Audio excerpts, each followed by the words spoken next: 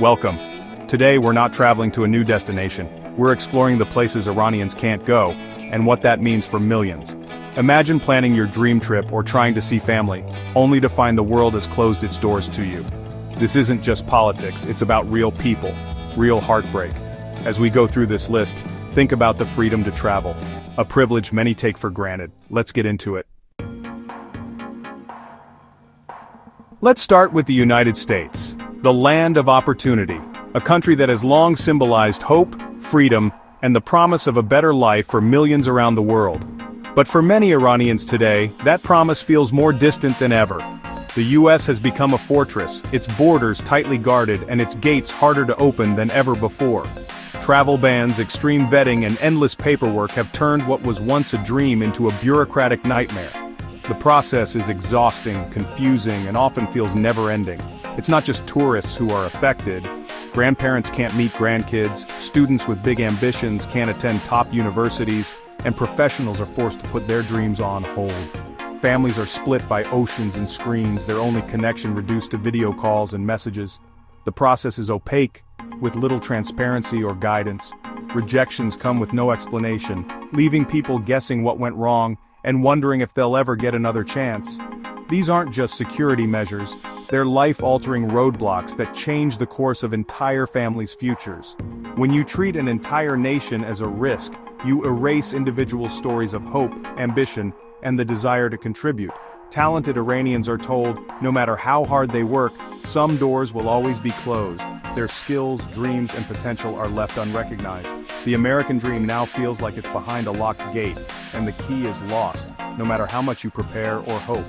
The emotional toll is immense. Missed milestones, birthdays, graduations, and celebrations that should be shared in person, replaced by hurried goodbyes and bittersweet moments all through a screen. It's a modern tragedy, a story of separation and longing, where your passport can define your destiny and limit your future. For many, the US is no longer a shining beacon, but a distant dream, something to be admired from afar, but rarely reached. The ripple effect is huge, creating a sense of otherness, exclusion, and a feeling of being left out of the world's opportunities. For Iranians, the American dream is now just that, a dream, fragile and distant, but still alive in the hearts of those who refuse to give up hope. Next up, Canada, once the friendly alternative, now another closed door. The land of maple leaves and multiculturalism has become a fortress for many. Rejection rates for Iranian students, workers, and visitors have soared, often with vague reasons. The dream of studying or working in Canada is slipping away for many. Imagine a surgeon invited to a conference, ready to share groundbreaking research, a PhD student with a scholarship, eager to contribute to global knowledge, or a family attending a wedding, all denied. These are not just statistics, these are real lives affected. The process is a black hole, endless waiting, no answers, and mounting anxiety. Each day brings more uncertainty and stress. Canada, a nation built on immigration, now presumes guilt over goodwill. The welcoming spirit seems to be fading.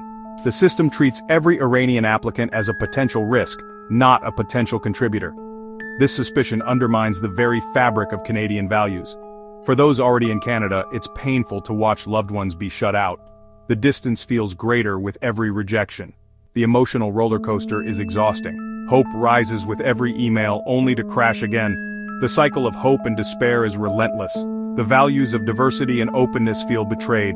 The promise of a multicultural haven is being questioned. Canada's door, once wide open, is now quietly, firmly shut. The message is clear, access is restricted. The message is clear, not everyone is welcome, no matter how strong their ties or dreams. The barriers are higher than ever. For many Iranians, Canada is now just another place they can't reach. The dream of a better life remains just that, a dream. The world shrinks, one border at a time. Each closed door narrows the horizon of possibilities. Across the pond, the UK, land of tea and tradition, has become a fortress for Iranians. The scrutiny is intense, every bank statement, every detail of your life under a microscope. Students spend years preparing, get accepted, secure funding, only to be denied for vague reasons. It's not just students, tourists, business people, artists, all face suspicion and rejection. The process feels less like an application and more like an interrogation. The UK talks about being global Britain, but its policies say otherwise. The climate of anxiety and humiliation is real. The message: you're not trusted, no matter your intentions. For Iranians, it's a personal rejection from a country they once admired. The UK's doors are closing, even as it claims to welcome the world. The irony is painful. Global doesn't always mean everyone. For many, the UK is now just another unreachable destination. The finish line keeps moving further away. Down under in Australia, the no-worries attitude is famous, but it doesn't extend to Iranian visas. For many Iranians, the journey to Australia is filled with hope, but also anxiety and uncertainty. It's not an outright ban, but endless delays, confusing requirements, and layers of red tape make the process feel nearly impossible. Each form and interview feels like another hurdle, and the rules seem to change without warning. Applicants often wait a year or more for a simple tourist visa, with no updates, explanations, or timelines. The silence from authorities is deafening, leaving families in limbo and plans on hold. The scrutiny is invasive: finances, family, employment, all under suspicion. Every detail of an applicant's life is examined, as if searching for a reason to say no. Many give up, their dreams of seeing the Sydney Opera House or snorkeling the Great Barrier Reef lost to bureaucracy. The promise of adventure and reunion fades away. For Iranian Australians, it's heartbreaking to see family kept away by invisible walls.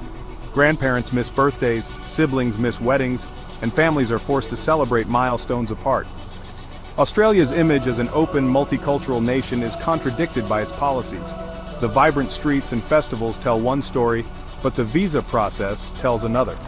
The silent, invisible wall is just as real as any physical barrier, separating loved ones and keeping dreams out of reach. The message is clear: Australia is open, but not for everyone. The welcome mat is rolled out for some, but not for all. The sun-kissed beaches and iconic landscapes remain a distant dream for many Iranians, who can only imagine them from afar. The process is a deterrent, not a welcome. Each rejection letter and unanswered email is a reminder of the barriers that remain. For families, the distance grows wider, not closer. Technology helps, but it can't replace a real embrace or shared laughter in person. Australia's invitation comes with a big asterisk, a reminder that for some, the door is only half open. Just across the Tasman, New Zealand, famous for its beauty and openness, has also tightened its doors. The process is slow, demanding, and rejection rates for Iranians are rising. There's no explicit ban, but the effect is the same: endless requests for information, generic denials.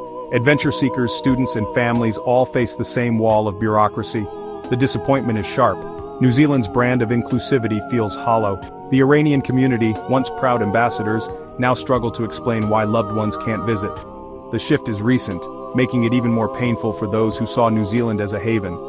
The long white cloud now casts a shadow of exclusion. The process is opaque, the outcome uncertain. For many, New Zealand is now just another closed chapter. The dream of Middle-earth is out of reach. The map shrinks, one more time. Openness, it turns out, has its limits. In Saudi Arabia, travel restrictions are about politics and faith. For centuries, Iranians made the pilgrimage to Mecca, a religious duty now blocked by political rivalry. The ban isn't just about tourism, it's a spiritual wound for millions. No embassies, no visas, no way to fulfill a lifelong obligation. Even when travel is possible, it's fraught with danger and anxiety. Politics has turned a sacred right into a bargaining chip. For devout Iranians, being barred from Mecca is a barrier between them and their faith. In Kuwait, a once accessible neighbor, all visas for Iranians are now suspended. The ban is sudden and total, no appeals, no exceptions. Business ties, family connections, and generations of shared history are severed overnight. Small business owners lose their markets, families are cut off, and hope fades. The silence is chilling. One day the door was open, the next slammed shut. There's no process, no recourse, just a final decision. For Iranians, Kuwait now feels impossibly far away. Another neighbor, another closed door. Bahrain, with its deep Iranian roots, is now completely off-limits. The ban is rooted in politics and suspicion, not individual actions. Families are split, heritage erased, and connections lost. It's a wall through the heart of a shared history. The policy is a blunt tool. No exceptions, no nuance. The message: Iranians are not welcome, full stop. Another piece of the regional map is fenced off. Egypt, land of the pyramids, is another unreachable dream for Iranians. No embassies, no consulates, and a visa process that's a maze of uncertainty. Even with months of planning, trips are often canceled at the last minute. The excitement of travel turns into anxiety and disappointment. Shared history and curiosity are blocked by decades-old political grievances. For Iranians, Egypt's wonders might as well be on the moon. Another ancient civilization just out of reach. Morocco, vibrant, colorful, and now nearly impossible for Iranians to visit. Severed diplomatic ties mean no embassies, no official channels, and a process full of dead ends. The Moroccan dream becomes a mirage, visible but unattainable. There's no direct conflict, just the ripple effect of global alliances. Ordinary Iranians pay the price for politics far beyond their control. The world map fills with dead ends and closed doors. Morocco is just one more beautiful place that remains out of reach. 10 countries, 10 closed doors, a sobering reminder of how a passport can be a barrier, not a bridge. These aren't just headlines, they're stories of missed opportunities and separated families. The freedom to travel is a fragile privilege, denied to millions. Thank you for watching and caring about these stories. If you believe in a more connected world, please subscribe and help us keep these conversations going. Let's hope that one day, these doors will open again. Until then, we keep telling the stories of the journeys that can't be taken.